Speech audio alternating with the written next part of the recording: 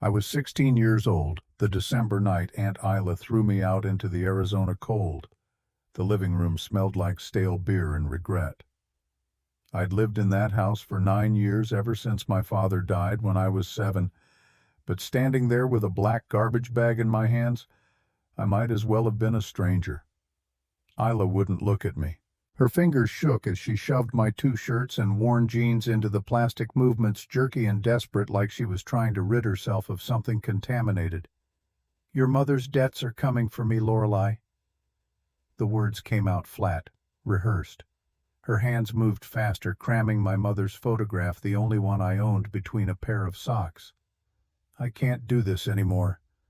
The front door stood open behind me. Cold air crawled across the floor, wrapping around my ankles. December in Red Hollow wasn't supposed to feel like this.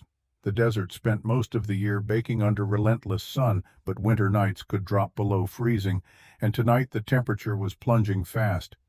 I could see my breath forming small clouds in the yellow porch light. "Aunt Isla, please."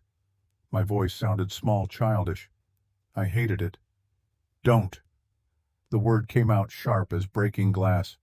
She tied the bag shut with quick, angry movements. "I've done my best. 9 years. That's more than anyone would have done." She thrust the bag at me. Our eyes met for half a second. Fear lived there, swimming beneath the surface of her bloodshot gaze. Maybe guilt, too. But then she looked away, focusing on a spot somewhere past my left shoulder, and whatever I'd seen vanished behind a wall of deliberate blankness. "Go." The bag was heavier than it should have been for containing so little. I wrapped both arms around it, plastic crinkling, and turned toward the open door. The night sky beyond looked enormous and empty. Stars scattered like broken promises across black canvas. Wind pushed through the opening, carrying the scent of creosote and dust and something else I couldn't name. Loneliness, maybe. Or just the particular smell of having nowhere to go. I went. The door slammed behind me before I reached the end of the driveway. I didn't look back. My sneakers, secondhand too big, stuffed with newspaper to fit, scuffed against the gravel. The garbage bag bumped against my leg with each step. Inside, my mother's photograph pressed against the plastic, the edge of the frame creating a hard rectangular outline I could feel through the thin material. Diane Hayes, my mother, dead 12 years. I barely remembered her face outside of that single picture. Brown hair, green eyes, a smile that looked tired even in stillness. She'd been 35 when cancer took her. I was 6, young enough that my memories had worn down to fragments. The smell of her shampoo, the sound of her humming while she worked on something in the garage, the weight of her hand on my head. The cold bit through my jacket. I pulled it tighter, but the zipper had broken months ago, and Isla never bothered replacing it. My breath came in visible puffs. The street stretched empty in both directions, houses dark or showing only the blue glow of television screens through curtained windows. Nobody in Red Hollow stayed up late on weeknights. Nothing to stay up for. I walked. They say the first night is the hardest. They're wrong. The first night, numbness carries you. Your mind can't quite accept what's happening, so it floats somewhere above your body, watching from a distance, like you're a character in someone else's story. It's the 100th night when reality settles into your bones and you understand the cold isn't temporary. That's when it breaks you. I found the gas station on Route 89 just as the temperature dropped another 5 degrees. The building squatted under fluorescent lights, concrete block, painted a peeling turquoise that looked gray in the artificial glare. Around back where the dumpsters sat, a small space existed between the building and a chain-link fence. The wall blocked most of the wind. I wedged myself into the corner, using the garbage bag as a pillow, and counted stars until exhaustion dragged me under. Counting kept me from thinking. Winter passed into spring. I learned which restaurant owners would look the other way when I washed dishes in exchange for leftover food. Mrs. Rodriguez at the Mexican diner never asked questions. She'd slide me enchiladas in a styrofoam container, pretending not to notice when I ate them in the alley, squatting against the brick wall while stray cats watched from the shadows. That spring, when desert wildflowers pushed through the hard-packed earth along the roadsides, I met Miriam Carter. She was 67 years old, a widow with hands gnarled by arthritis and a vegetable garden that refused to quit, despite the harsh climate. I was 17, desperate, and her fence needed painting.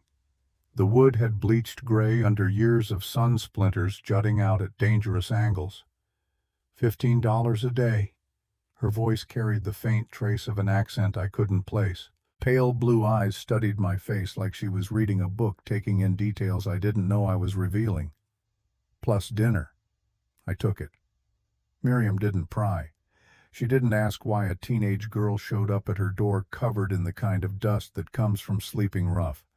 She just handed me a paintbrush and showed me how to work with the grain, how to coax the old wood back to something resembling dignity. Her garden occupied the entire backyard.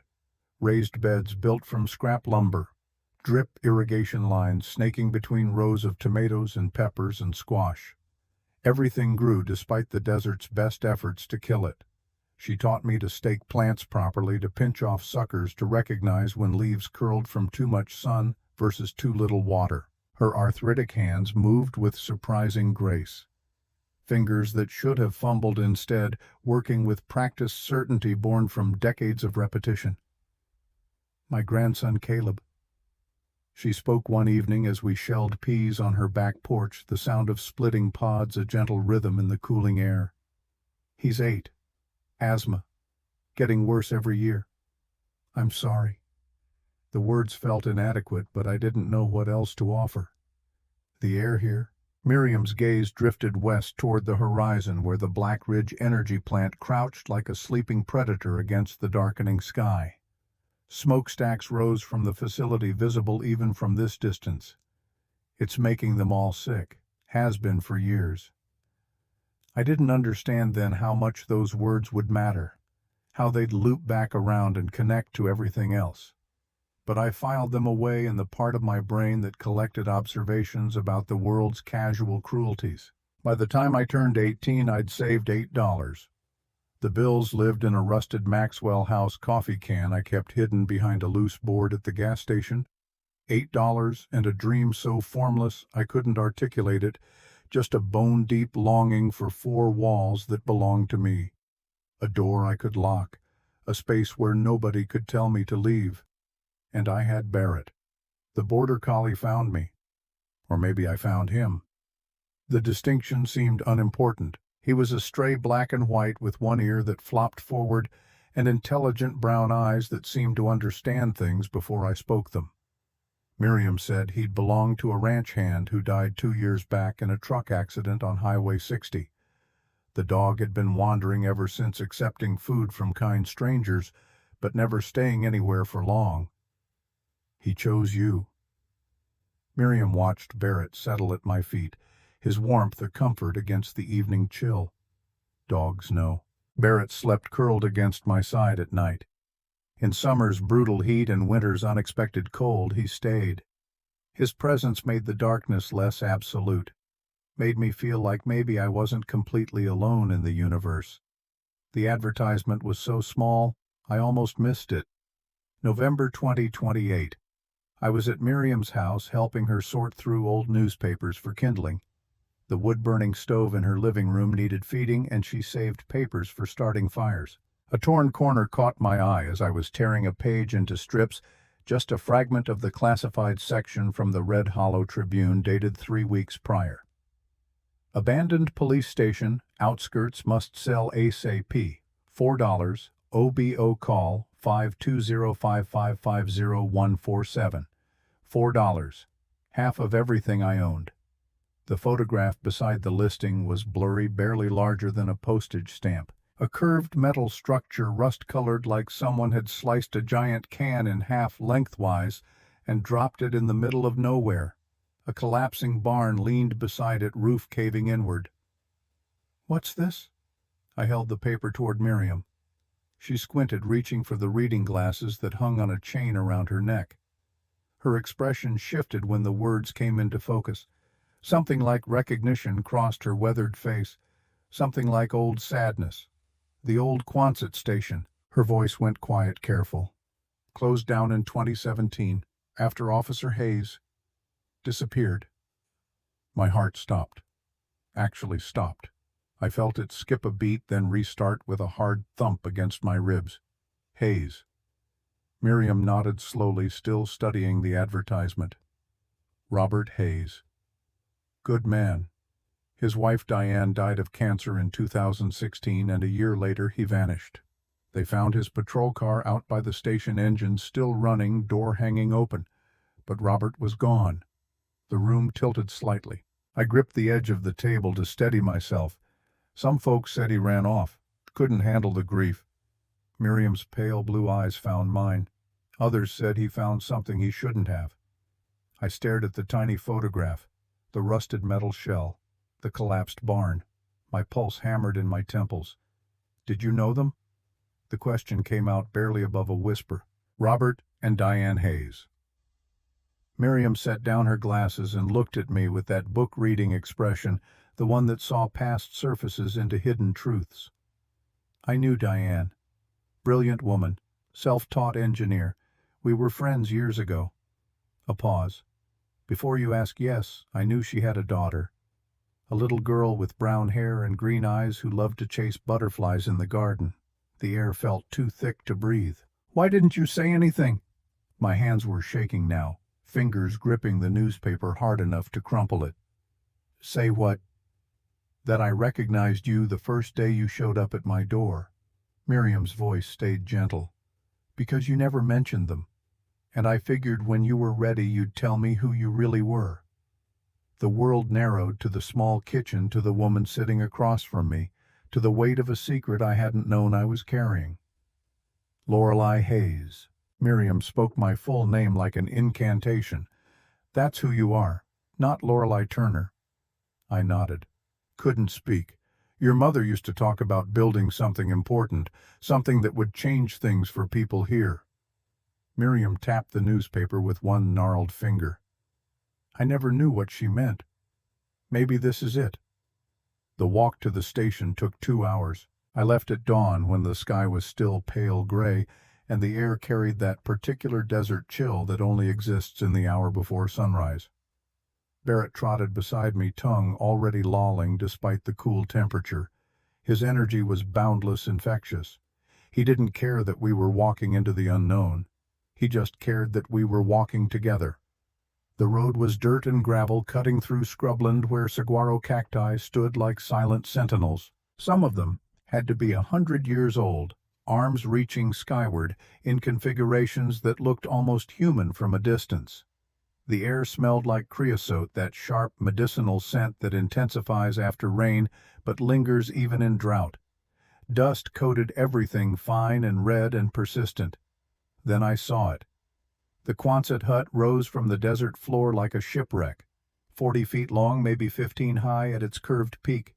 Corrugated metal, scarred orange with age and neglect. The curve of it reminded me of a barrel split down the middle. A half-cylinder dropped onto a concrete foundation. Windows, some broken, some intact but filthy, stared out like empty eyes. The whole structure listed slightly to one side, as if the earth beneath it had shifted and never quite settled back. Beside it, the barn tilted at an angle that defied physics. The roof had collapsed on one side, boards jutting up at sharp angles. The whole thing looked like a strong wind would finish the job gravity had started. It should have felt hostile, abandoned, dangerous. Instead, something settled in my chest. Recognition without memory, like my body remembered a place my mind had forgotten. A truck sat parked near the entrance, an old Ford F-150, sun-bleached blue, with patches of rust eating through the wheel wells. A man stood beside it, 70-something, thin as a fence post, wearing jeans and a flannel shirt that had seen better decades. You the one who called? His voice carried across the space between us. Yes, sir. I'm Lorelei.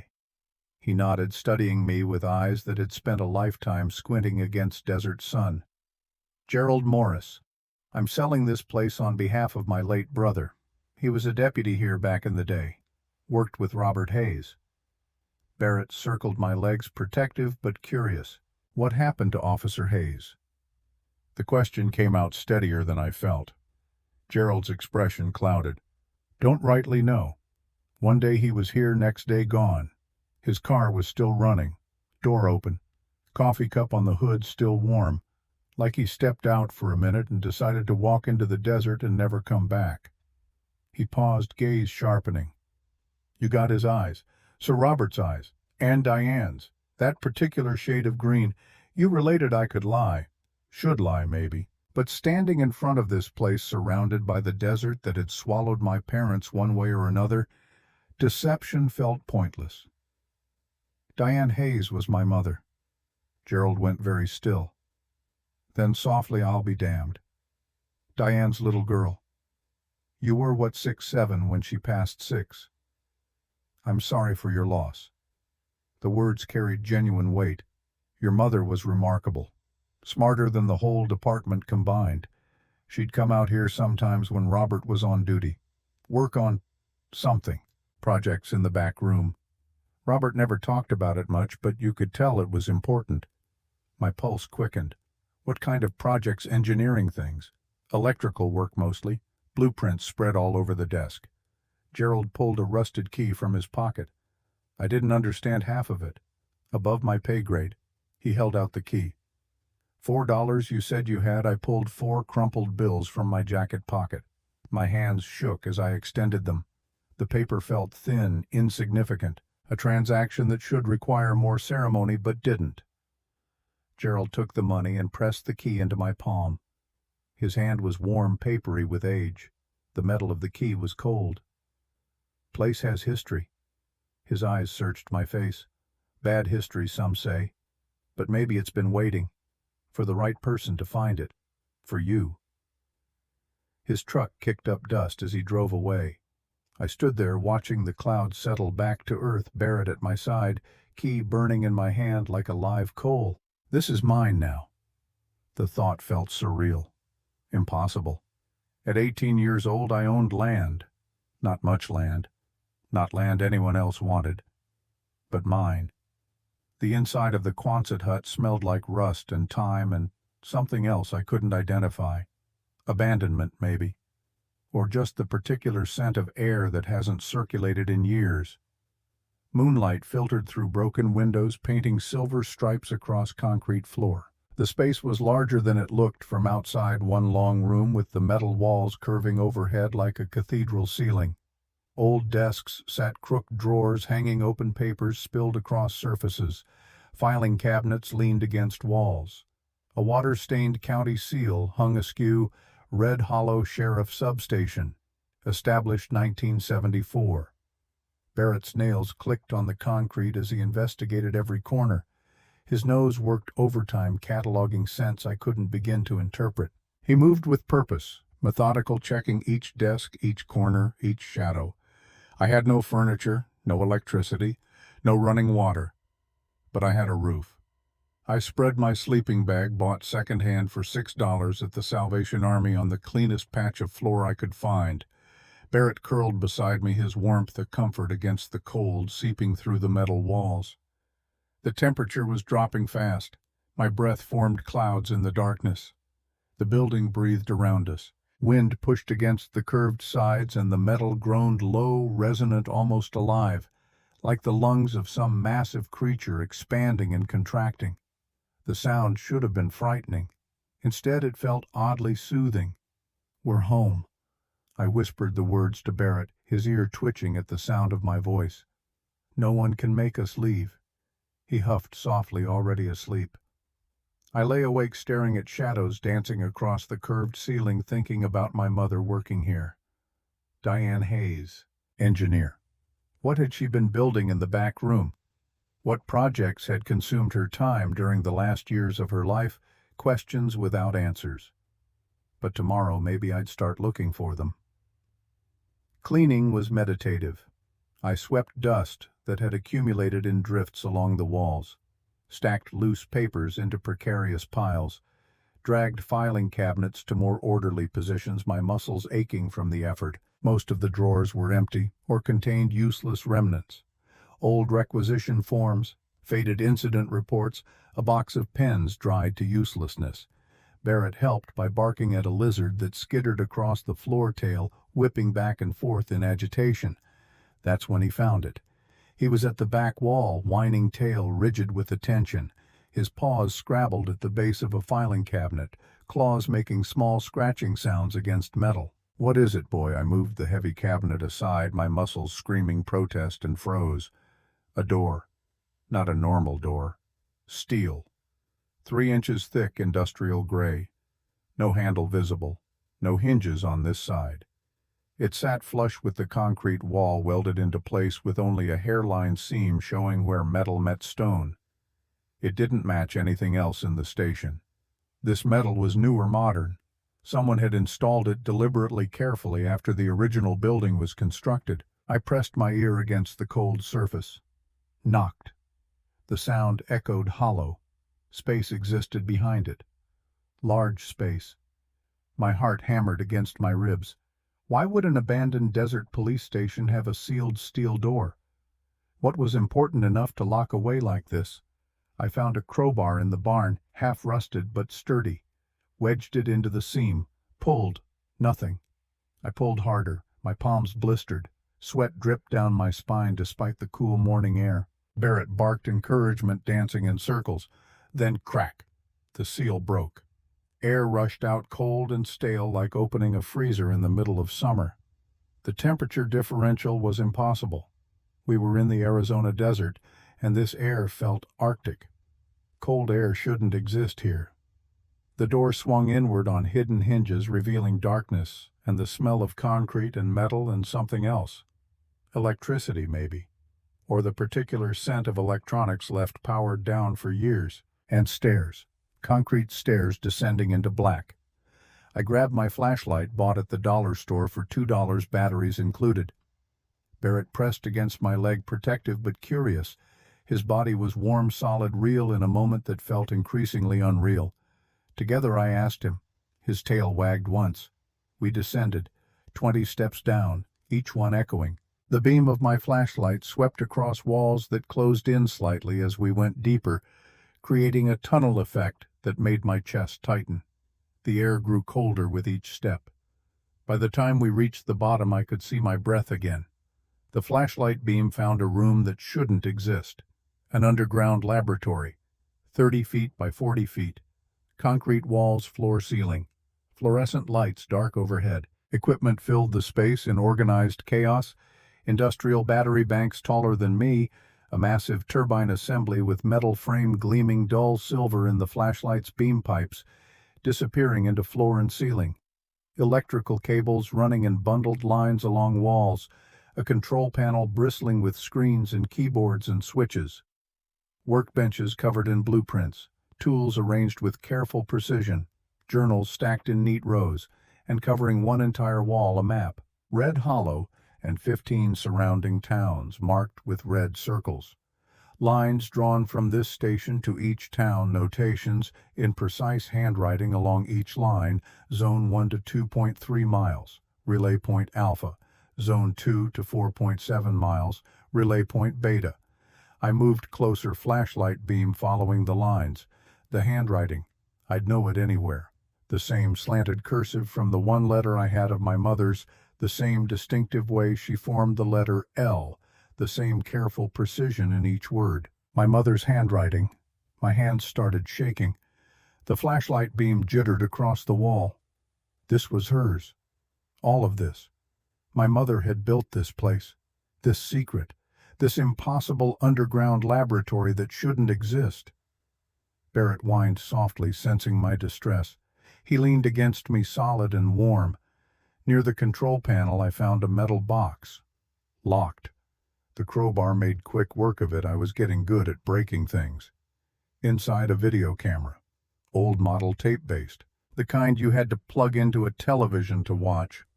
And a label handwritten on masking tape, yellowed with age, for Lorelei. When you find this, Mom. The world stopped. Barrett's whine became distant. The cold air, the darkness, the impossible laboratory, everything faded except those words written in my mother's hand. She knew. Knew I'd find this place. Knew I'd come. Had she planned for this? Had she seen some future where I'd be alone and desperate and stumble into her secret? I sank to the floor camera in my lap, and for a long moment, I couldn't breathe, couldn't think. Just sat there surrounded by my mother's work, holding a message from beyond the grave. Barrett whined again and pushed his head under my hand. His fur was soft, real, an anchor to the present moment. I found a generator in the corner, small solar-powered battery backup. It took 20 minutes to get it running, but when I did, lights flickered on throughout the lab. The transformation was startling. What had been a cave of shadows became a workspace organized and purposeful. Every surface had meaning. Every tool had been placed with intention. I connected the camera to an old television monitor sitting on one of the workbenches. Sat cross-legged on the cold concrete floor. Barrett settled beside me, head resting on my knee. My finger hovered over the play button. What if I wasn't ready? What if the message contained things I couldn't handle? What if seeing my mother's face, hearing her voice after 12 years of silence broke something inside me I couldn't repair? But you're never ready for the dead to speak. I pressed play. Static. Then, my mother's face. Diane Hayes looked younger than I remembered, maybe 35. Brown hair pulled back in a ponytail, green eyes, tired but determined. "Hi, baby." Her voice hit me like a physical. "Hi, baby." Her voice hit me like a physical blow. Soft, warm, alive. My breath caught in my throat.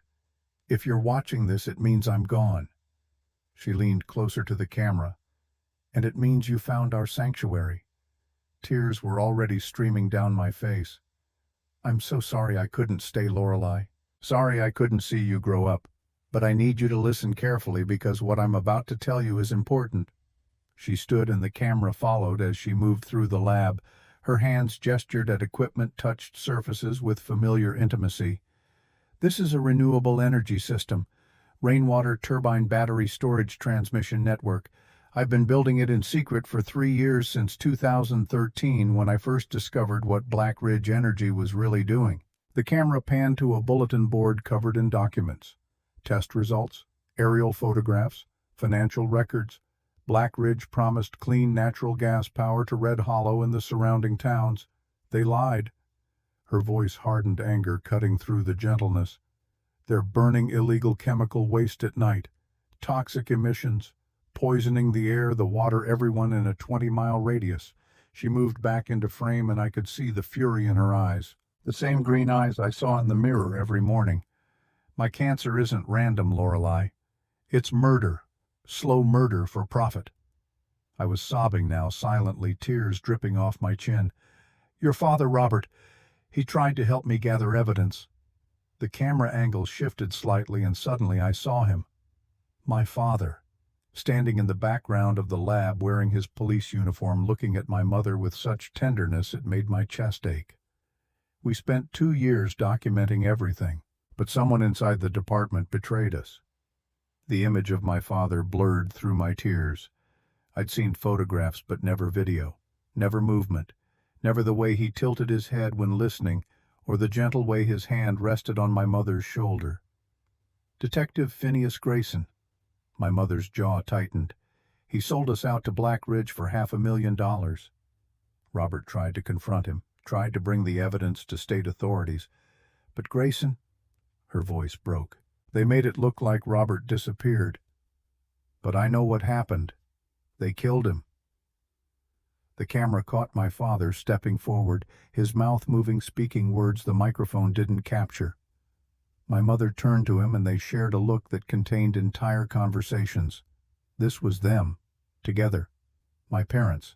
Not separate stories, but one shared life. Robert and I built this system as proof. My mother's attention returned to the camera. When activated, it automatically uploads all our evidence. Air samples, financial records, witness testimonies, medical data to state authorities, the EPA, the FBI, everything we collected. She moved to the control panel, placed her hand on it almost tenderly. "But there's a problem. Security. This system requires 2 DNA authorizations to activate. Mine and yours. My DNA sample is stored in the biovault here. She pointed to a small refrigerated unit. I've already programmed it into the system. But it needs your blood too, Lorelei. Only my biological daughter can finish this. The camera zoomed in on her face. I could see the exhaustion there, the illness already eating away at her from the inside. I know this isn't fair. You're just a little girl right now, 6 years old, playing in the other room while I record this. The camera panned briefly to show a corner of the lab where toys were scattered, a stuffed rabbit, building blocks, crayons. Little Lorelei doesn't know Mommy is sick. She doesn't understand what I'm building. Maybe you never will. Her voice broke completely. But if I die before this is finished and the doctors say I have 6 months left, and if they succeed in silencing us both, then one day when you're older, when you find this place, please, Lorelei, finish what we started. Not for me, for everyone Black Ridge has poisoned, for the children with asthma who can't play outside, for the families losing loved ones to cancers that shouldn't exist. She wiped her eyes with the back of her hand. The motion so familiar it hurt. I did the same thing when crying.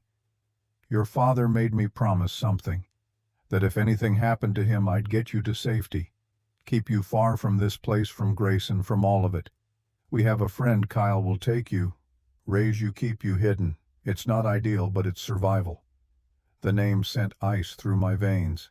Kyle, Aunt Isla's brother, the man who died in the truck accident when I was 7. He'd been meant to raise me, but he died, so Isla took over instead. The pieces clicked into place. My parents hadn't abandoned me. They'd tried to protect me. The camera pulled back, showing both my parents, now my mother in front, my father's hand on her shoulder, united in purpose. I love you, Lorelei Hayes. My mother's voice strengthened. You are my sunshine, my smartest creation, my best work. Not this machine, you. Your father and I, we built you from love, and love doesn't die just because bodies do. My father leaned down, spoke close to the microphone, his voice deep and warm. Be brave, little one. Braver than we could be. You have your mother's mind, and... He paused, smiled slightly. My stubbornness. That's a powerful combination. Don't ever forget you are stronger than you know, braver than you feel, and you are never ever alone. We're with you. Always. My mother's final words. The screen went black. I sat on the cold concrete floor surrounded by my mother's final gift to me, and I sobbed. Full-body gasping sobs that tore from somewhere deep in my chest. Barrett licked my face, whining, trying to comfort me in the only way he knew how. Everything I thought I knew was ash. My mother hadn't died from random chance. She'd been murdered, slowly, invisibly poisoned for profit by people who valued money over human life. My father hadn't disappeared because of grief or cowardice. He'd been killed, murdered for trying to expose the truth. And the image of him, his gentle hand on my mother's shoulder, his voice calling me little one, burned itself into my memory. I'd spent 12 years thinking I had no parents, but I'd been wrong. They'd fought for me, protected me, built this impossible machine not for glory or money, but for justice, for me, and I'd been hidden to protect me, sent away, kept in ignorance while the truth rotted underground waiting. Aunt Isla throwing me out suddenly made terrible sense. Your mother's debts are coming for me. Not debts, threats. Grayson had found me, made sure I was sent away before I could stumble onto this place, before I could activate my parents' final weapon against him. But here I was anyway, 18 years old, alone but not really alone, surrounded by my parents' work and their impossible request, finish what we started. I didn't know how long I sat there crying, surrounded by machines I didn't understand, and a mission I hadn't asked for. Time became meaningless. The generator hummed. The fluorescent lights buzzed. Barrett stayed pressed against me, warm and loyal and patient. Eventually the tears stopped. Not because the grief ended, but because the body can only cry for so long before exhaustion takes over. I stood, wiped my face with my sleeve, looked around the lab with new eyes. Okay, Mom. Dad. My voice came out rough, scraped raw. I'll finish it, Barrett barked once. Agreement. I climbed the stairs back to the main level, legs, shaky heart still pounding. The sun was setting outside, painting the desert in shades of orange and gold, beautiful and indifferent. I was trying to figure out where to start. How does someone with no engineering background complete the work of a genius and her devoted partner when Barrett growled? It was a sound I'd never heard from him before. Low, warning, primal. He stood at the entrance to the Quonset hackles raised, staring outside into the gathering dusk. Then I heard it too. An engine. I climbed outside just as a black SUV rolled to a stop 20 yards away. Dust settled around it like a curtain falling. The vehicle was expensive, pristine, completely out of place in this landscape of rust and abandonment. The door opened. The man who emerged was exactly what I expected, and worse. 50-something, silver threading through dark hair, expensive suit that had no business in the desert. His shoes were polished to mirrors reflecting the sunset. He smiled when he saw me, and the expression didn't reach his eyes. "You must be the new owner." His voice was smooth as creekstone, pleasant and utterly devoid of warmth. Barrett positioned himself between us, still growling. I forced my voice steady. "This land is mine. Of course, legally purchased." The man pulled out a business card, offered it. I didn't take it. "I represent Black Ridge Development. We're interested in acquiring this property. It's not for sale. I haven't made an offer yet." His smile widened, showing perfect teeth. $10,000. Cash. I can have it transferred today." $10,000. More money than I'd ever imagined having. Enough to change everything. But my mother's voice echoed in my head.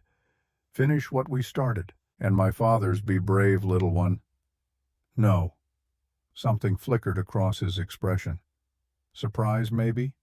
Or irritation barely contained. "You're young." He stepped closer. Barrett's growl intensified, vibrating through the air.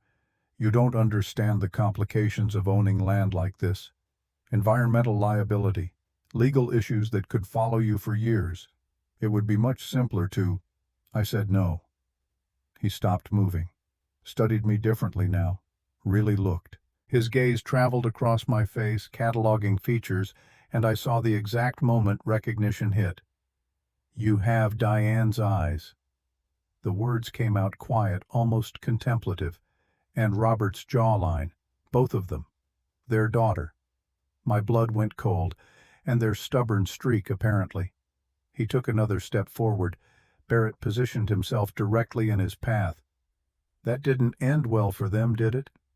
The threat hung in the air like poison gas. "You knew my parents." My voice came out steadier than I felt. Briefly. His tone shifted to something that might have passed for sympathy if the eyes didn't stay flat and empty. "Brilliant people. Tragic what happened. Cancer for Diane. And Robert. Well, sometimes people can't handle grief. They make poor choices. Disappear into the desert." "You're lying." The words escaped before I could stop them. "My father didn't disappear. You killed him. Phineas Grayson. Because this had to be him. The man from my parents' video. The betrayer, the murderer." Studied me a moment longer. Then smiled, cold and amused. "Careful with accusations, Miss Hayes. Slander is a serious offense. So is murder." His smile vanished. "Prove it." "I will." For a long moment we just stared at each other. The desert wind pushed dust between us. The sun bled light from the sky. Then Grayson returned to the SUV. Paused with the door open. "Smart girl. Take my advice. Sell this land. Take the money. Leave Red Hollow. Start somewhere fresh where the past can't find you." He climbed in. "Because if you stay, if you dig into things that should remain buried, well, history has a way of repeating itself." The engine started. He drove away slowly, deliberately, leaving me standing in a cloud of settling dust. I stood there trembling. Barrett pressed against my leg, watching the black SUV disappear into the distance. Grayson knew who I was, which meant he knew what I might find, which meant I was in danger. But standing there in the desert twilight, surrounded by my parents' legacy, not just my mother's, but both of theirs together, I felt something crystallize inside me. Not courage exactly, something harder, more permanent. I wasn't leaving. Not now, not ever. This place was mine. This mission was mine. My parents had died for it, and whatever came next, I'd face it, because my mother had asked me to, because my father had believed I could, because the people of Red Hollow deserved better than slow poison, because sometimes the only way forward is through. Barrett looked up at me, tail wagging slightly, waiting for direction. Come on, boy. I turned back toward the Quonset hut, toward the hidden laboratory, and the impossible task ahead. We've got work to do. The stars were emerging overhead, sharp and bright against the darkening sky. Somewhere out there, my parents' voices whispered across the years, "You are stronger than you know, braver than you feel, never alone. Time to prove them right." I tried to be strong, tried to figure it out alone. For 3 days I sat in that underground laboratory, surrounded by my parents' blueprints, staring at symbols that might as well have been hieroglyphics. Technical drawings sprawled across the workbenches, precise lines and notations that meant nothing to me. Equations filled margins in my mother's handwriting, each one a reminder of how brilliant she'd been and how inadequate I was by comparison. The turbine assembly loomed in the center of the room, metal catching the fluorescent light. Pipes disappeared into concrete, wires snaked along walls in color-coded bundles. The control panel bristled with switches and screens and inputs I couldn't begin to understand. I tried, read the notes, studied diagrams, followed arrows from one component to another, attempting to trace the logic my parents had built into this impossible machine. Nothing made sense. My father's handwriting appeared occasionally in the margins, notes about structural integrity, safety protocols. His writing was different from my mother's, blockier, more utilitarian. But seeing it there, their two hands working together across the same blueprints, made my chest ache. By the fourth morning, exhaustion had carved itself into my bones. Barrett watched me from his spot near the generator head, tilted with concern as I pressed my palms against my eyes hard enough to see phosphenes. This was hopeless. I was 18 years old with a high school dropout's education, trying to complete the work of two brilliant minds who'd spent years on this project. The absurdity of it crashed over me like a wave. The walk to Miriam's house felt longer than it was. 2 miles through scrubland, Barrett trotting ahead, the afternoon sun beating down on my shoulders. Each step felt heavier than the last. Pride warred with desperation in my chest. Pride insisting I should handle this myself. Desperation knowing I couldn't. Miriam opened her door before I could knock. One look at my face and she stepped aside, ushering me into the cool dimness of her living room. The house smelled like chamomile tea and old books. "Tell me." The words unlocked something. I told her everything. The laboratory, the video, my mother's murder by poison, my father's murder made to look like disappearance, Grayson's betrayal and his threat at my door. The system that could save everyone Black Ridge was killing, sitting underground, waiting for someone with knowledge I didn't possess to bring it to life. And I told her I didn't know how to finish it. Miriam listened without interrupting, her pale blue eyes steady on my face. When I finally stopped talking, she sat quiet for a long moment. Then she stood, joints creaking, and walked to her telephone, the old kind with a rotary dial. "What are you doing?" "Getting you help." She began dialing, fingers slow but certain in the dial's holes. "You're not meant to carry this alone, child." Within an hour, 5 people sat in Miriam's small living room. Finn McAllister arrived first, 71 years old, retired mechanic, hands permanently stained with grease, no amount of scrubbing could remove. He settled into Miriam's armchair like he'd sat there 1,000 times before, which he probably had. Clara Brennan came next, 52, red hair going silver at the temples, wearing work boots and coveralls. Her handshake was firm, calloused. Widow Miriam had told me on the phone. Husband died 3 years back. She knows grief. Mayor Tom Whitlock arrived looking skeptical, his balding head shining with sweat. 58 and carrying the weight of a town slowly dying from invisible poison. The last was someone I didn't know. A woman around Miriam's age with silver hair braided down her back, introduced as Margaret Thorne. My granddaughter has asthma was all she said by way of explanation. I spread my parents' blueprints across Miriam's coffee table, explained again what they'd built and why, showed them the technical drawings, the map with its red circles marking poisoned towns. Mayor Whitlock frowned at the papers. A teenage girl claims she can finish a renewable energy system her dead parents started. This is... He stopped, searching for a word that wouldn't sound cruel. The truth. Miriam's voice cut sharp. I knew Diane and Robert Hayes. They were brilliant. And if they trusted their daughter, so do I.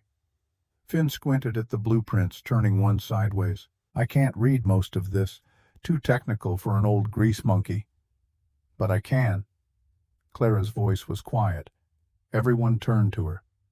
My husband was a mining engineer for 20 years. She reached for one of the drawings, fingers tracing lines with familiarity. I watched him work every evening at our kitchen table, learned the symbols, the terminology. I can read these. Something loosened in my chest. You'll help me. Clara's green eyes met mine, haunted by loss, but steady underneath. My husband died of lung cancer 3 years ago. Age 54, never smoked a day in his life. Her voice went hard. If Black Ridge killed him the way they killed your parents, then yes, I'll help you finish this. Finn nodded slowly. Me too. My granddaughter lives in Vista Mesa. She's 7. Coughs all the time. Doctors can't figure out why. Margaret spoke up. I'm in. Whatever you need. Miriam just smiled at me, the expression saying I told you so without words. Mayor Whitlock still looked doubtful. And how exactly do you plan to fund this? Parts cost money. Specialized equipment doesn't materialize from desert air. We crowdfund. Miriam's tone suggested this was obvious. From the town. The town is poor. The town is dying. She interrupted him. Slow poison. If Lorelei can prove that and offer a solution, they'll pay what they can. So we scheduled a town meeting for Sunday. 5 days away. 5 days to prepare, to find my voice, to convince people I wasn't insane. 87 people showed up. The Red Hollow Community Center smelled like burnt coffee and the particular mustiness that lived in old buildings.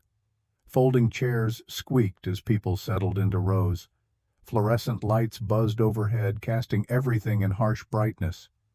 My hands wouldn't stop shaking. I stood at the front with Miriam on one side and Clara on the other. Barrett sat at my feet, his presence the only thing keeping me grounded. Every face in the crowd was a stranger or near stranger.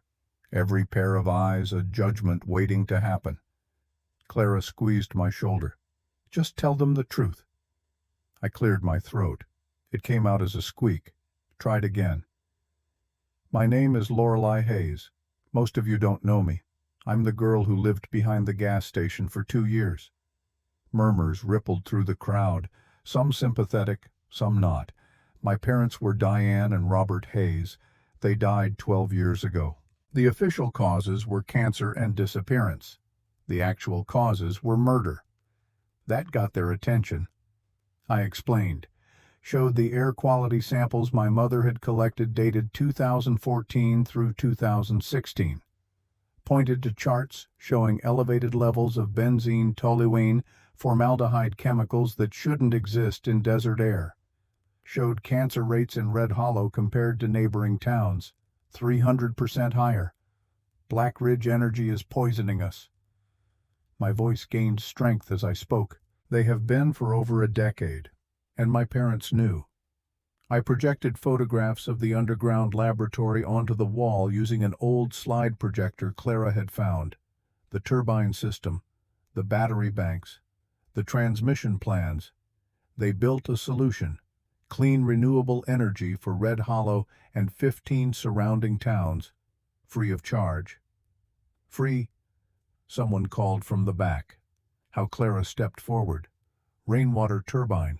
Arizona gets monsoons, flash floods that disappear into arroyos and dry washes.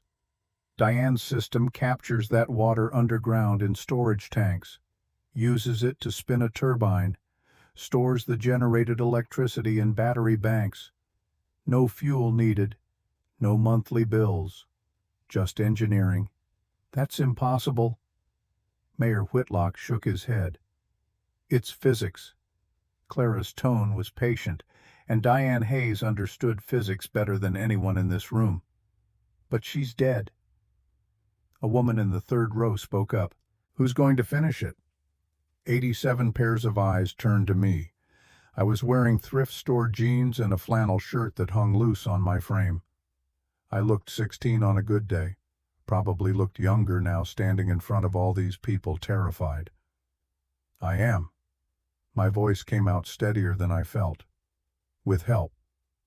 The silence stretched. Then Miriam stood. I'm in. $500. Clara, I'll provide labor. Free of charge. Finn same. Labor and tools. Margaret Thorne rose shakily to her feet. My granddaughter is 7 years old. Asthma so bad she can't play outside without an inhaler. Her voice cracked. If this could help her. $200. A middle-aged man near the front, 100. A young couple with a baby, 50. It built slowly, then faster. People calling out amounts. $10. 25. 15. Whatever they could spare from budgets already stretched thin. By the end, we had pledges totaling $6,800, but I needed $8,000 for the parts Clara had identified as essential. I looked at the one thing I owned that held value beyond sentiment, my mother's photograph. The frame was nice antique brass with delicate filigree. I could sell it. The thought made my chest hurt. That photograph was all I had left of her face. Without it, I'd have nothing but memory, and memory faded. But then I thought of Margaret's granddaughter wheezing, unable to breathe, of Clara's husband dead at 54, of my own father murdered for trying to stop this, of all the invisible victims Black Ridge had claimed. I stood. I'm selling my mother's photograph. The frame is antique brass. Should get 200, maybe more. Laurel, I know. Miriam started.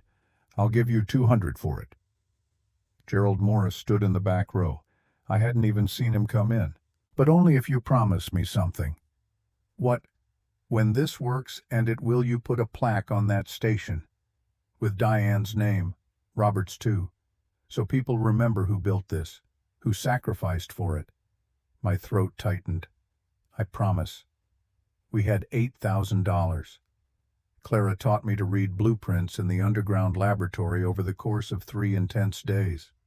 We sat at the workbench, drawings spread across every surface. Her chipped fingernails, she bit them when thinking. I noticed traced lines and symbols with the confidence of familiarity. This curved line with cross-hatching. She pointed. That's a turbine blade. Your mother designed 16 of them, custom curved for maximum water flow efficiency. 16. I repeated it, committing the number to memory. Each one has to be angled precisely, 22.5 degrees from center axis. My head spun, trying to visualize it. Clara smiled gently. You don't have to understand the mathematics, just follow the instructions. Your parents wrote them for you, and they had. Every blueprint contained marginal notes, my mother's slanted cursive and my father's block printing working together. Laura, if this part confuses you, skip to diagram 7. Be mom safety, check this connection 3 times. Lives depend on it. Dad, this bolt must be tightened clockwise. Trust me, I learned the hard way. Mom, take breaks. Drink water. Don't rush. We believe in you.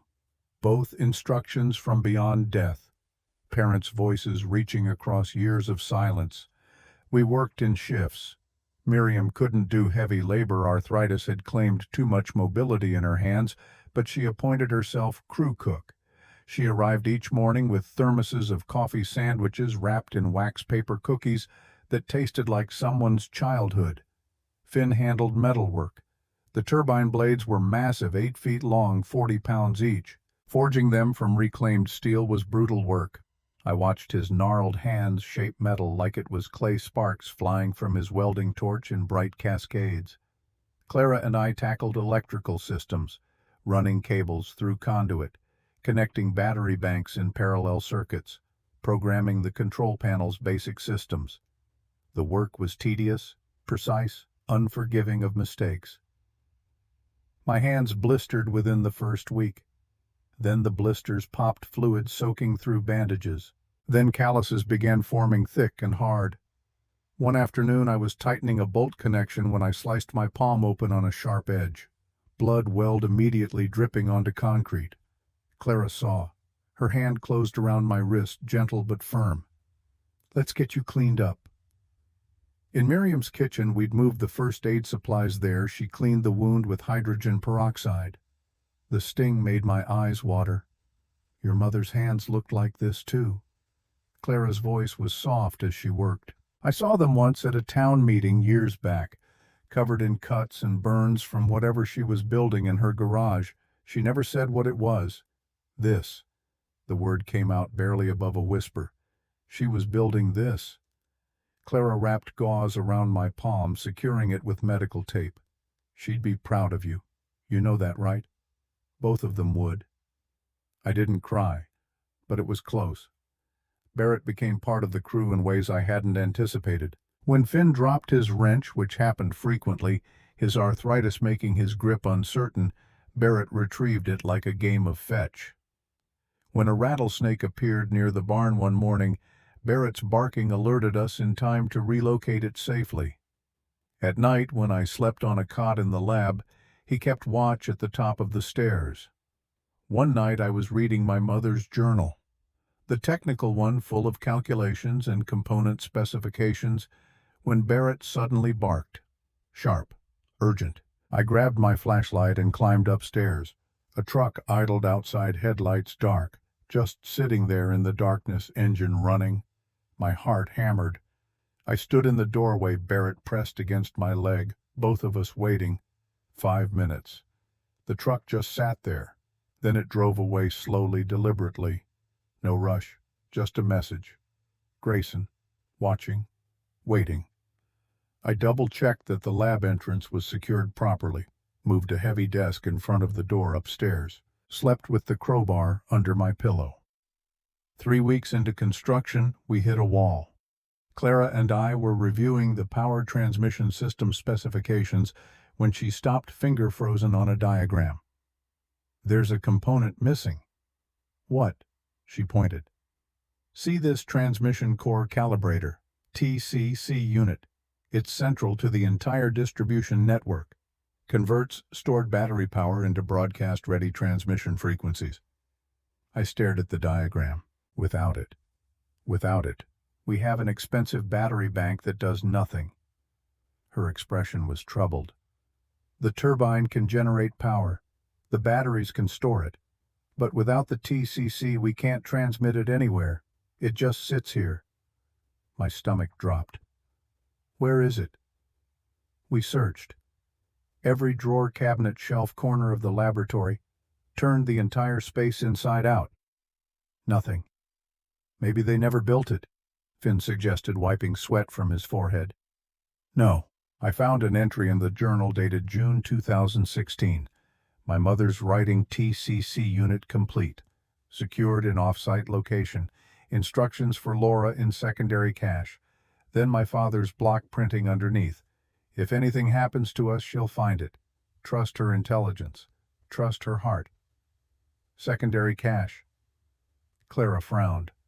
Where I reread every page of the journal that night, looking for clues, anything that might indicate where my parents had hidden something so critical. Finally, in the very last entry, dated 2 weeks before my mother died, I found it. "Laura, my smart girl. Remember when you were 4 and you loved the old windmill? You made me take you there every weekend. You said it looked like it was waving hello to the sky. If you ever need to find the heart of what I built, look where the windmill waves. Robert's handwriting below the north stone. You used to stack pebbles there, building even then. The windmill, I knew that windmill. Miriam had mentioned it weeks ago, 2 miles north of town, abandoned since the 80s. Next morning I showed Miriam the journal entry. "I'm coming with you." She said it in a tone that allowed no argument. "Miriam, you don't have to want to." Her pale blue eyes were determined. "Your parents were my friends. I owe them this. I owe you this." We set out at dawn, me, Miriam Barrett. The walk was slow. Miriam's arthritis made each step deliberate, careful. I matched her pace, Barrett ranging ahead and circling back repeatedly to check on us. The morning air carried a chill that would burn off by noon. The desert looked different at this hour, softer, less hostile. Shadows stretched long from every rock and cactus. Miriam broke the silence. "I remember taking you and your parents to that windmill. You were maybe 3 years old. You'd sit in the dirt and watch those blades turn for hours. I have no memory of it. You were so small." She smiled at something I couldn't see. "Diane and Robert would work on drawings while you played. Sometimes they'd argue, not angry arguing, but the kind married people do when they're both brilliant and both stubborn. Then they'd laugh and kiss and go back to their plans." "What were they like? Together, I mean." "In love." Miriam's voice was simple. Completely, stupidly in love. The kind that makes other people jealous. They'd hold hands while walking. Robert would bring Diane wildflowers for no reason. She'd leave notes in his patrol car. Silly things, but genuine. My chest ached. I never got to see that. "No, but you were made from it." Miriam's hand found mine, arthritic fingers wrapping around my own. Every blueprint, every calculation, every piece of this system, it's all love made tangible. They loved you so much they built you a weapon against the people who'd poisoned their world. We walked in silence after that, but it was comfortable. Connected. The windmill rose from a rocky outcrop like a skeleton against the sky. 30 feet tall wooden frame, weathered gray blades broken and hanging at odd angles. It hadn't turned in decades. I searched the base while Miriam rested on a flat rock. Barrett circled the structure, nose working, then started digging near a large gray boulder on the north side. "What is it, boy?" He'd uncovered metal. "Just a corner, but unmistakably manufactured." We dug together, hands in red dirt, Miriam helping despite the pain it cost her joints, and unearthed a watertight case, military-grade, sealed against desert extremes.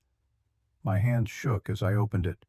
Inside, the transmission core calibrator, about the size of a car battery, bristling with circuitry and components I couldn't name. A handwritten letter on yellowed paper, and a necklace, simple silver chain with a tiny gear pendant. I unfolded the letter. My mother's handwriting swam through tears I couldn't stop. "My dearest Lorelei, if you found this, it means you remembered. You were so small when we brought you here, but you loved the windmills waving. You said it was saying hello to the sky. This necklace was your grandmother's, my mother's. She gave it to me when you were born. The gear symbolizes her belief that small parts working together can move the world. You are not a small part, Laura. You are the heart, the core, the reason we built all of this. The TCC unit will complete the system. But remember, the machine doesn't matter. People matter. Connection matters. Don't build alone. Build together. Your father and I wish we could see who you become. But we believe with everything we are that you'll be someone who changes things, who helps, who heals. We love you more than words can say. You are our sunshine, yesterday, today, always. Mom and Dad. P.S. From Dad, be brave little engineer. You have your mother's brilliance and my persistence. Nothing can stop that combination. We're so proud of you already." I couldn't read the last lines aloud. Tears blurred, the words dripped onto the paper. Miriam sat beside me on the dusty ground and put her arm around my shoulders. Didn't speak. Just held me while I cried into my parents' letter, holding a piece of jewelry that connected 3 generations. Barrett leaned against us, both patient and warm. When I finally stopped, I put on the necklace. The gear rested cold against my chest, just above my heart, then warmed from my skin. "Let's finish this." My voice came out steady. Miriam nodded. "Let's." Installation took 2 full days. Clara and I worked with painstaking care running final cable checks, triple verifying every connection. One mistake could fry the entire system, or worse. On day 3 we were ready. Word had spread somehow. The entire town showed up, maybe 200 people crowded around the Quonset hut and the open space surrounding it. Kids sat on parents' shoulders. Elderly folks brought lawn chairs. Dogs ran everywhere, Barrett delighted by the chaos. I stood at the control panel, heart trying to punch through my ribs. Miriam beside me. "You can do this, dear." Clara. "All the connections are solid. Trust the work." Finn. "Your folks are watching right now, smiling fit to burst." The control panel had a biosecurity scanner. 2 sample ports side by side. I pulled out the vial of my mother's preserved blood, stored exactly where she'd said it would be in the biovault. My hands shook as I inserted it into port 1. The screen flickered. Sample 1. Accepted. Hayes Diane. Primary authorization. Now my turn. I pricked my finger with a sterile lancet Clara had provided, squeezed 3 drops of blood into port 2. Analyzing. 5 seconds. 10. 15. The world held its breath. Sample 2. Accepted. Hayes Lorelei. Genetic match. 49.8%. Secondary authorization confirmed. A cheer erupted from the crowd outside. Dual authorization complete. System unlocked. Awaiting activation. Clara nodded. Water valve first. I turned it. Deep underground pipes rumbled.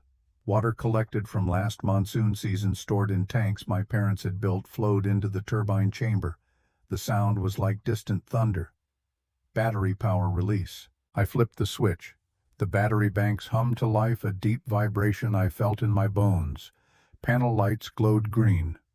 Now the turbine. I pressed the master activation button. For one terrible moment nothing happened. Then a low whine. Growing. The turbine began to spin slowly at first, then faster. Faster. The whole laboratory vibrated gently, harmonically.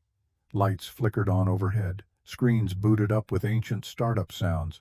And one screen, the evidence upload interface, flashed. Uploading archived data to FBI.gov, EPA.gov, AZ_attorney_general.gov, media_contacts.gov. Progress 0%, 5%, 10%. My parents' evidence. 2 years of documentation. Air samples, financial records, witness testimonies, medical data, all uploading automatically to every authority that mattered. It's working. Clara's voice cracked with emotion. The crowd outside erupted in celebration. I watched the progress bar climb. 30%, 50%, 75%. At 89%, my phone buzzed. News alert: FBI raids Black Ridge Energy Facility. Allegations of illegal toxic waste disposal. My knees almost gave out. Clara caught my elbow, steadied me. We did it. 100% upload complete. I looked at the ceiling, whispered, "We did it, Mom, Dad, all of us." But the celebration died in my throat 3 hours later when the weather changed. The sky that morning had been clear blue. By afternoon it was the color of old iron clouds building in towers that reached stratospheric heights. The temperature dropped 15 degrees in 30 minutes. Storm coming. Finn squinted west. Big one.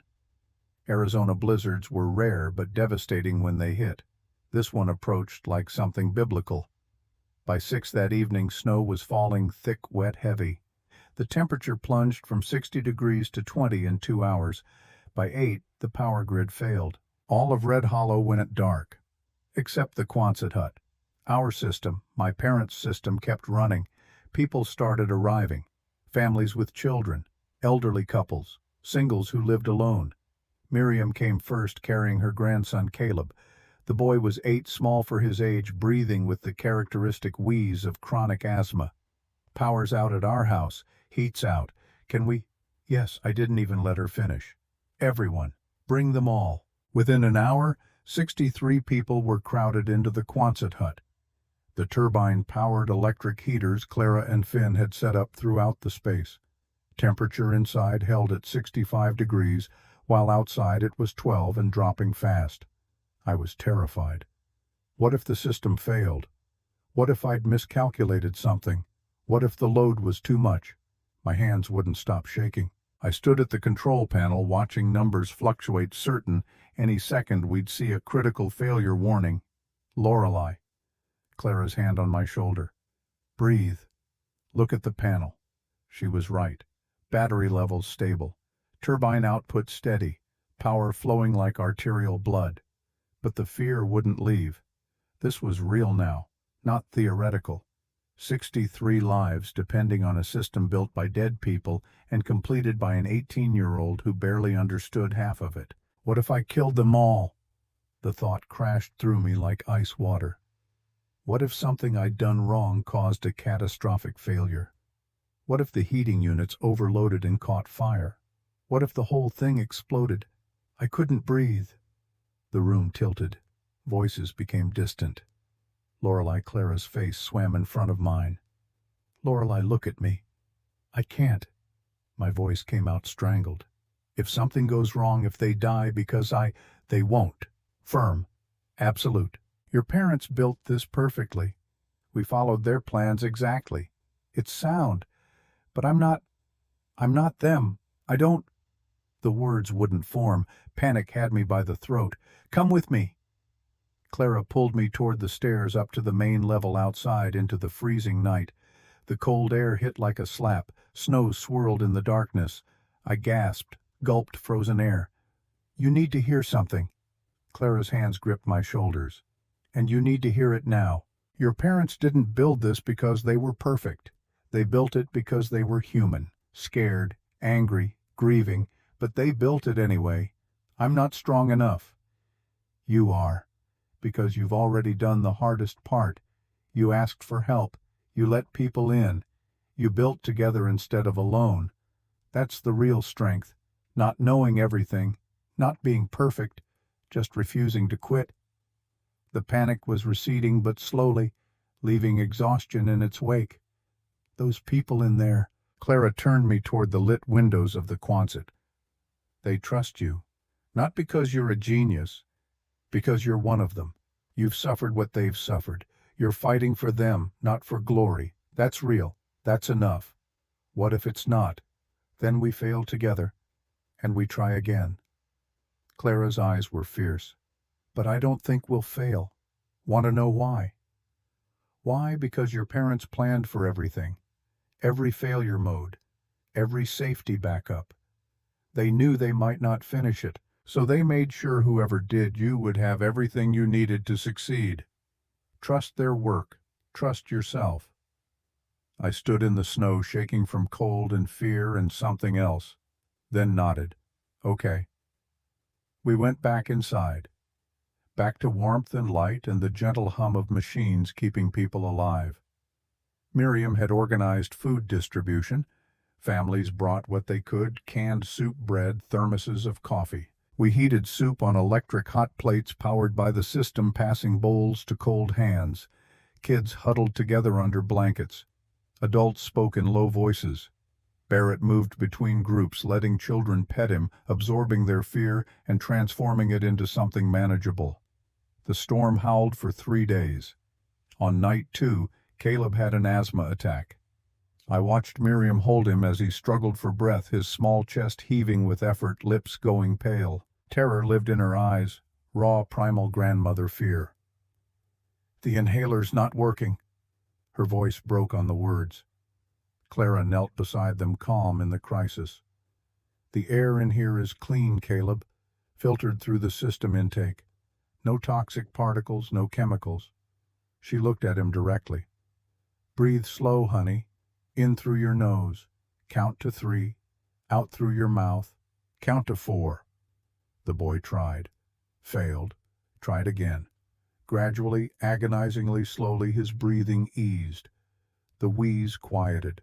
Color returned to his lips. Miriam cried into Caleb's hair while he slept against her chest. And I understood. This was why my parents built it. Not just for electricity, for life itself. Day 3, the storm broke. Sunrise revealed Red Hollow buried under 4 feet of snow. Trees down. Power lines snapped like broken spines. The world transformed into something alien and beautiful and deadly. But we were alive.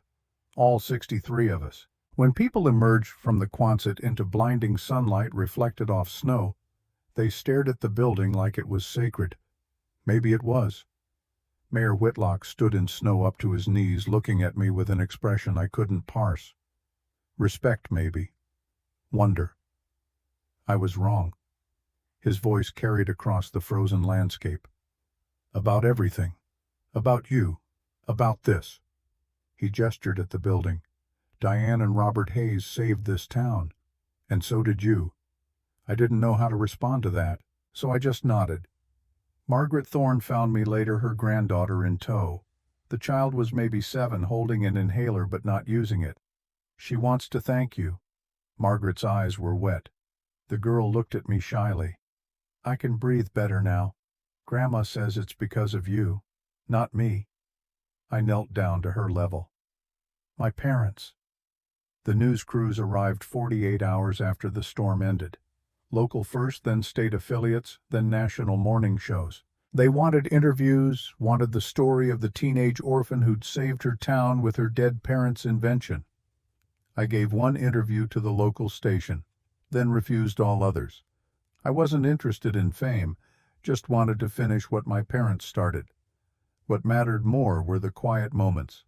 Clara found me in the lab one evening a week after the blizzard. The town council voted. She leaned against the workbench. Officially named this place the Diane and Robert Hayes Renewable Energy Station. My throat tightened.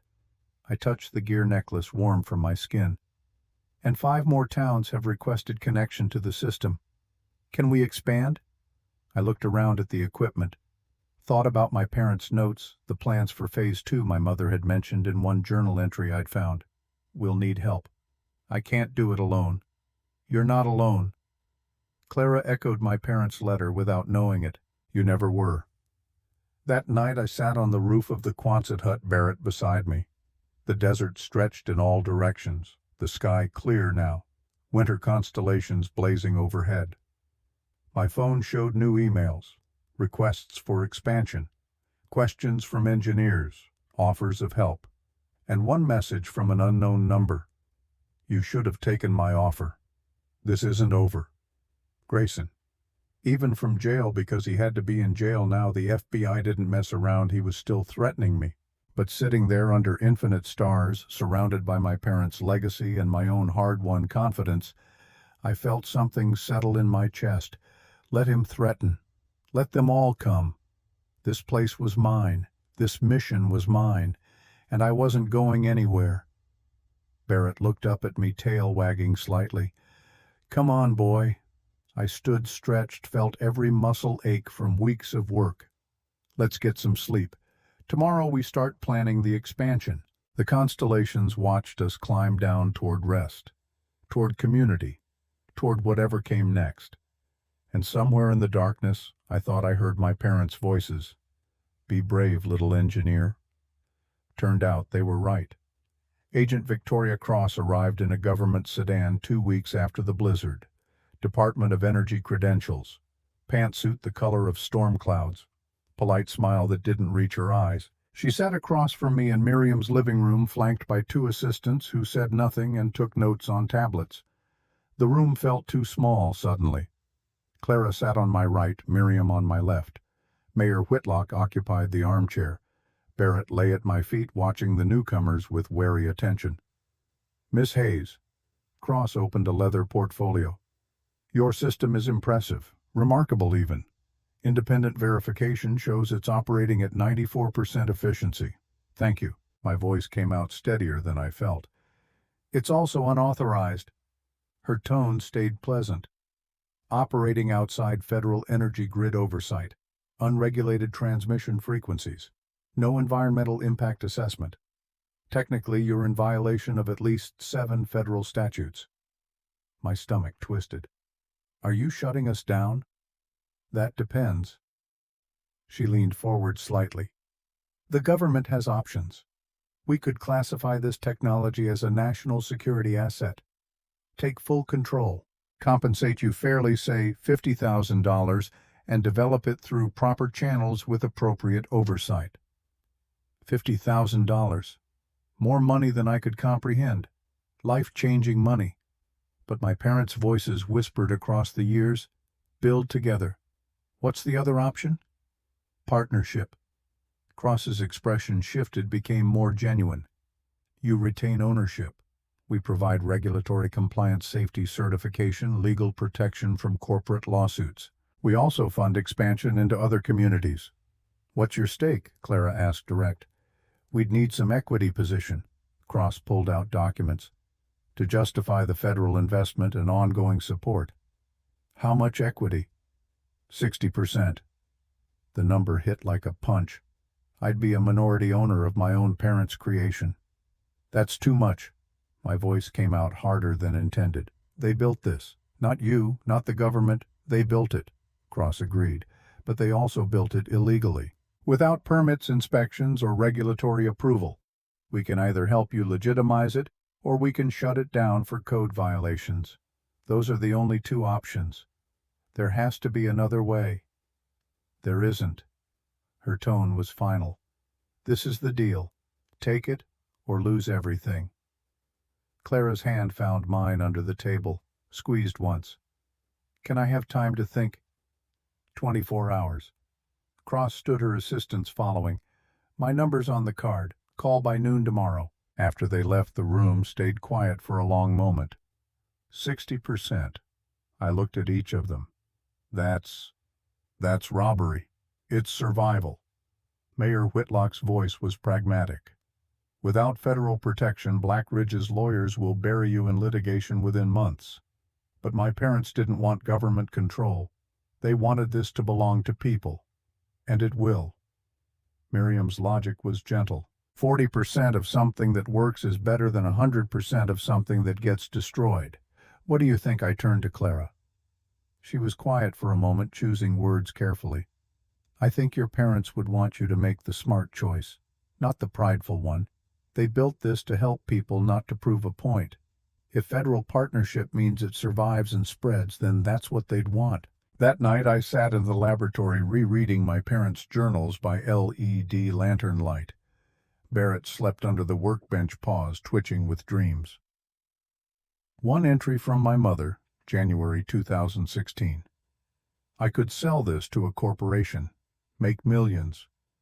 But money was never the point. Access was. Equity was. Clean air for everyone, not just those who can afford it. If I die before this is complete, I hope Laura remembers some things are worth more than profit, and my father's handwriting below it. If she has to compromise to survive, that's okay. Survival is not surrender, it's strategy. I traced their words with my finger, imagined them sitting here together debating the same questions. The decision crystallized. Next morning I called Cross before the deadline. I'll do the partnership, but I have conditions. I'm listening. 1. The equity split is 60-40 in my favor. You get 40%. Silence on the line. Then, that's not the offer. It's my offer. Take it, or I'll take my chances with the lawsuits. At least then, I'll still own what my parents built. More silence. I could hear her breathing, calculating. Finally, what else? 2. Affordability stays non-negotiable. Free for families below poverty line. Sliding scale for everyone else. No exceptions ever. Agreed.